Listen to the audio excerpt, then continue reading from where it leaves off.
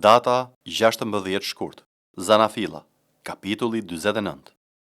Pastaj Jakobi thiri bitë e tij dhe tha: Mblidhuni që unë t'ju njoftoj çfarë do t'ju ndodh në ditët e ardhshme. Mblidhuni dhe dëgjoni o bitë e Jakobit, dëgjoni Izraelin, atin tuaj. Ruben, ti je i paralindëri im, forca ime, filli i fuqisë sime, i dalluar për dinjitet dhe për forcë. I rrëmbyer si ujë, ti nuk do të kesh e përsinë, sepse hipe mbi shtratin atit tënd dhe e përdhose. Ai hipi mbi shtratin tim. Simeoni dhe Levi janë vëllezër, shpatat e tyre janë vegla dhune. Mos hyft shpirti im në mendjen e tyre. Lavdia ime mos u bashkoft me kuvendin e tyre, sepse në mërinë e tyre kanë vrarë njerëz, në kryenaqësinë e tyre u kanë prerë leqet e këmbëve demave. Mallkuar qoftë mëria e tyre, sepse ka qenë e egër, dhe tërbimi i tyre sepse ka qenë mizor. Unë do t'i ndaj te Jakobi dhe do t'i shpërndaj te Izraeli. Jud, vëllezërit e tu do të lavdërojnë. Dora jote do të jetë mbi zverkun e armiqve të tu. Bitë e atit tënd do të përkulen para teje. Juda është një luan i ri, ti zëfill nga preja biri im. Ai përkulet, struket si një luanesh.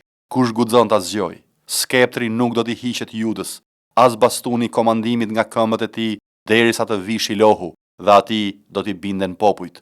Ai e lidh gomarin e tij të vogël në pjergull dhe kërriqen e gomaricës së tij në pjergullën më të mirë, i lan rrobat e tij në verë dhe mantelin e tij në gjakun e rrushit. Ai ka sy të ndritur nga vera dhe dhëmbët e bardhë nga qumështi. Zabuloni do të banojë në breg të deteve dhe do të përbëjë një vend strehim për anijet, kufiri i tij do të zgjatet drejt Sidonit. Isakari është një gomar i fuqishëm, i shtrirë në përvath. Ai e pa që çlodhja është e mirë dhe që vendi është i këndshëm. Ai përkuli kurrizin për të mbajtur peshën dhe u bë një shërbëtor i punës së detyruar.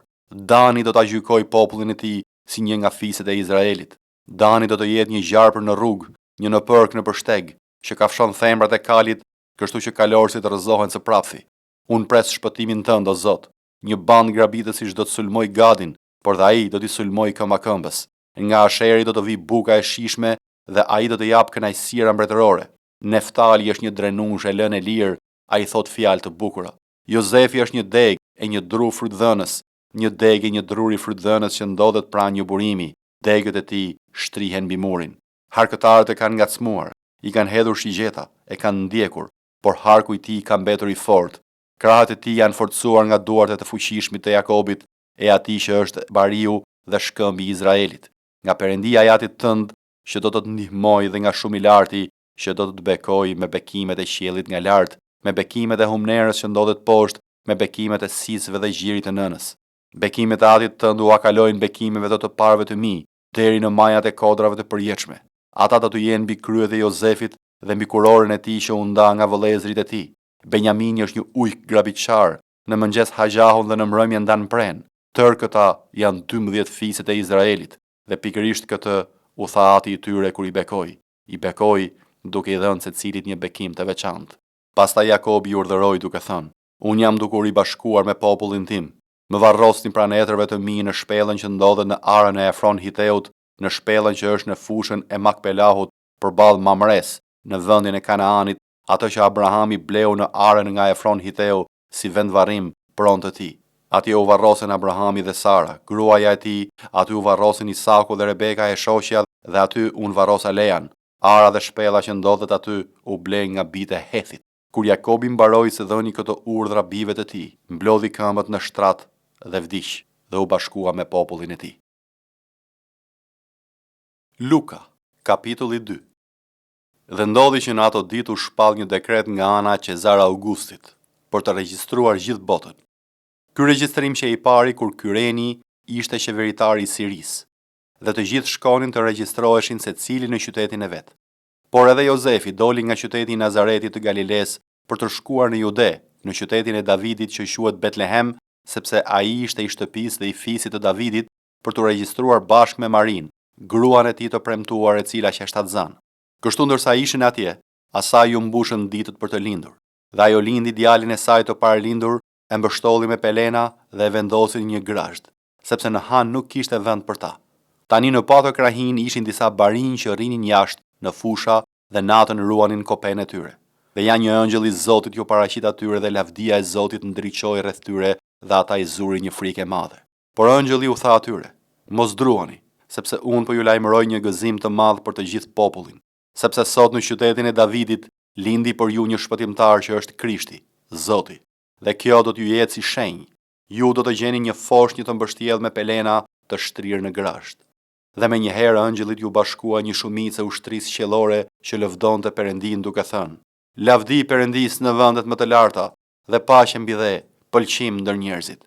Dhe ndodhi që kur ëngjët u larguan prej tyre në qiell, barindi tha njëri tjetrit: Le të shkojmë deri në Betlehem për të parë ç'ka ndodhur dhe ç'na ka bërë të ditur Zoti. Shkuan pra me nxitim dhe gjetën Marin, Jozefin dhe fëmijën që ndodhej në një grasht. Por mbasi e pan, por hapën fjalën që u ishte thënë për atë fëmijë, dhe të gjithë ata që i dëgjuan u mrekulluan nga gjërat që u treguan barind. Por Maria i ruante të gjitha këto fjalë duke i medituar në zemrën e saj. Dhe barind u kthyen duke përlëvduar dhe lavdëruar Perëndin për të gjitha që kishin dëgjuar dhe parë, ashtu si u kishte thënë atyre. Dhe kur mbushën të 8 ditët për të rrethprerë fëmijën, ja vun emrin Jezus, emri i dhënë nga ëngjëlli para se ai të ngjizej në barkë. Dhe kur mbushën ditët e pastrimit të saj, sipas ligjit të Mojsiut, e quan fëmijën në Jeruzalem për t'ia paraqitur Zotit, ashtu siç është shkruar në ligjin e Zotit. Çdo mashkull i parlindur do të jetë thirrur i shenjtë për Zotin, dhe për të dhënë flimin siç është thënë në ligjin e Zotit, një çift turtush ose 2 pëllumba të vegjël. Dhe ja, në Jeruzalem ishte një njeri që quhej Simeon. Ky njeri ishte i drejtë dhe i devotshëm, dhe po priste ngushëllimin e Izraelit, dhe fryma e shenjtë ishte mbi të.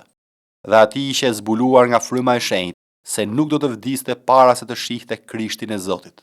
Ai pra, shtyr nga fryma, erdhi në tempull, dhe pasi prindrit i prunë fëmijën Jezus për të bërë me të ato që përshkruan ligji, e mori në krah e bekoi Perëndin duke thënë: Tani o Zot, nis shërbëtorin tënd në paqe sipas fjalës sate, sepse sytë e mi e kanë parë shpëtimin tënd, që ti e përgatite para syve të gjithë popujve, dritën për ta ndriçuar kombet dhe lavdinë e popullit tënd Izraelit. Dhe Jozefi dhe nëna e fëmijës mrekulloheshin për gjërat që thuheshin për të. Dhe Simeoni i bekoi dhe i tha Maris, nënës së tij: Ja, ky është vënë për rënjën dhe për ngritjen e shumë vetave në Izrael dhe për të qenë shenjë e të folurit kundër. Edhe ty vet një shpatë do të ta shpoj shpirtin që të zbulohen mendimet e shumë zemrave. Aty ishte edhe Ana, një profetesh, bija e Fanuelit nga fisi i Aserit, e cila ishte shumë e kaluar në moshë, që kishte jetuar mbas virgjërisë së saj 7 vjet me burrin. Ajo ishte e ve dhe megjithse ishte 84 vjeçe, nuk largohej nga tempulli duke i shërbyer Perëndis natë e ditë me agjërime dhe lutje. Edhe ajo erdhi në atë orë, lavdëroi Zotin dhe u fliste për këtë fëmijë gjithë atyre që pristin shpengim në Jeruzalem. Dhe mbasi i kryen të gjitha sipas ligjit të Zotit, u kthye në Galile, në qytetin e tyre Nazaret. Por fëmia rritej dhe forcohej në frymë, duke qenë plot urtësi, dhe hiri i Perëndis ishte mbi të. Dhe prindrit e tij shkonin çdo vit në Jeruzalem për festën e Pashkës. Dhe kur ai u bë 12 vjeç, ata u ngritën në Jeruzalem sipas zakonit të festës. Dhe si mbaruan ditët kur ata u kthyen, fëmia Jezus ndenjë në Jeruzalem, dhe Jozefi dhe nëna e tij nuk e dinin. Por duke menduar se ai ishte me bashkëudhëtarët, ata bën një ditë rrugë, pastaj filluan ta kërkojnë midis farefisit dhe të njohurve. Dhe duke qenë se nuk e gjetën, u kthyen në Jeruzalem për ta kërkuar. Dhe ndodhi që pas 3 ditësh e gjetën në tempull, të ulur në mes të mësuesve duke i dëgjuar dhe duke u bërë atyre pyetje. Dhe të gjithë ata që e dëgjonin habiteshin për mençurinë dhe për përgjigjet e tij. Dhe kur ata e pan, mbetën të habitur dhe ëma i tha: "Bir, ç'ta bëre kështu? Ja ju thatë dhe unë po të kërkoni me ankth." Dhe ai u tha atyre: "Përsa më kërkonit? A nuk e dinit se më duhet të merrem me punët e atit tim?" Por ata nuk e kuptuan fjalën që ai u tha atyre. Dhe ai zbriti bashkë me ta, erdhi në Nazaret dhe u bindej atyre. Dhe ëma i ruante të gjitha këto fjalë në zemrën e saj. Dhe Jezusi rritej në urtësi dhe në shtat dhe në hir përpara Perëndisë dhe njerëzve. Iobi, kapitulli 15. Atëherë Elifazi nga Temani u përgjigj dhe tha: Një njeri i urtë a përgjigjet vallë me njohuri të kota dhe a mbushet me erë lindore? Diskuton vallë me ligjërata boshe dhe me fjalë që nuk shërbejnë për asgjë? Po ti heq mëshirën dhe eliminon lutjen përpara Perëndisë, sepse prapësia jote ti sugjeron fjalët dhe ti po zgjedh gjuhën e dinagëve. Jo unë, por vetë goja jote të dënon dhe vetë buzët e tua dëshmojnë kundër teje. A je ti valli i pari njeri që ka lindur apo je formuar përpara kodrave? A e ke dëgjuar ti këshillën sekrete të Perëndisë apo vetëm ti zotëroke diturinë? Çfarë di ti që ne nuk e dim? Ose çfarë kupton ti që nuk e kuptojmë edhe ne? Midis nesh ka njerëz flokbardh dhe pleq me të thinjur se ati yt. Të duken gjëra të vogla për dëllimet e Perëndisë dhe fjalët e ëmbla që të drejton ty? Pse pra zemra jote të çon larg dhe pse sytë tu vetë tin duke e drejtuar zemërimin tënd kundër Perëndisë dhe duke nxjerr nga goja jote fjalë të tilla? Ç'është njeriu që ta konsideroj veten të pastër dhe i linduri nga një grua për të qenë i drejtë?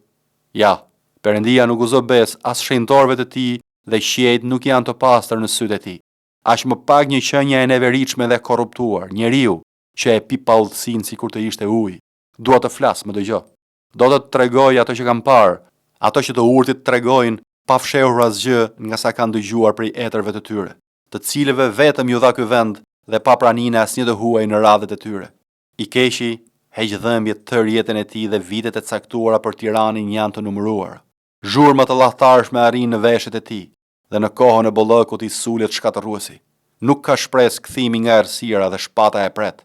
Endet e kërkon bukë, po ku mund ta gjej? Ai e di se dita e territ është përgatitur në krah të tij. Fatkeqësia dhe ankthi i shtien frikën, e sulmojnë si një mbret gati për betejë, sepse ka shtrirë dorën e tij kundër Perëndisë, ka sfiduar të plot fuqishmin, duke u hedhur me kokë fortësi kundër tij me mburojat e tij të zbukuruara me tokza.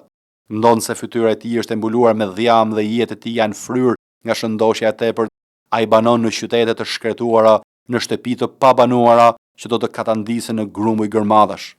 Ai nuk do të pasurohet dhe fati i tij nuk ka për të vazhduar, as edhe pasuria e tij nuk do të shtohet mbi tokë. Nuk do të arrijë të çlirohet nga terri. Flaka do të thajë lastaret e tij dhe do të çohet larg nga fryma e gojës së tij. Të mos mbështetet te kotësia, duke gënjur veten sepse kotësia ka për të qenë shpërblimi i tij. Do të kryhet para kohe dhe degët e tij nuk do të gjelbërojnë më. Do të jetë si një hardhi nga e cila merret rrushi ende i papjekur, si ulliri nga i cili shkundet lulja, sepse familja e hipokritëve do të jetë shterp dhe zjarri do të përpi çadrat e njeriu të korruptuar. Ata ngjizin paullësinë dhe pjellin shkatërimin, në gjirin e tyre bluhet mashtrimi. 1 Korintasve, kapitulli 3. Dhe unë o vëllezër, nuk mundat ju flas si njerëz frymëror, por ju fola si njerëz të mishit, si foshnja në Krisht. Ju dha shumësht për të pirë dhe jo ushqim të fortë, sepse nuk ishit në gjendje të mbanit, madje edhe tani jo, sepse jeni ende mishëror, sepse ndërsa midis jush ka smir, grindje e përçarje, a nuk jeni mishëror dhe a nuk ecni sipas mënyrës së njerëzve? Sepse kur dikush thot, unë jam i Palit dhe një tjetër unë i Apolit, a nuk jeni mishëror? Kush është pra Pali dhe kush është Apoli? Vetë se shërbenjes me anë të cilëve ju besuat, edhe ashtu si Zoti i dha gjithë secilit? Unë mbolla, Apoli u iti, por Perëndia i rriti. Kështu pra, as ai që mbjell, as ai që u it nuk është gjë, por Perëndia që rrit. Por ai që mbjell dhe ai që u it janë një, dhe secili do të marrë shpërblimin e vet sipas mundit të tij. Ne pra jemi bashkëpunëtor të Perëndisë. Ju jeni ara e Perëndisë, ndërtesa e Perëndisë. Sipas hirit të Perëndisë që mu dha, si arkitekt i urtë, unë kam hedhur themelin dhe një tjetër ndërton mbi të, por secili të ketë kujdes se si ndërton mbi të, sepse askush nuk mund të hedhë themel tjetër përveç atij që është hedhur, i cili është Jezu Krishti. Dhe në qoftë se dikush ndërton mbi këtë themel ar, argjend, gur të çmuar, dru, san, kasht, vepra e secilit do të shfaqet, sepse dita do ta tregojë, sepse do të zbulohet në zjarr dhe zjarri do të provojë veprën e secilit e ç'lloj është. Në qoftë se vepra që dikush ka ndërtuar mbi themelin qëndron, ai do të marrë pagë.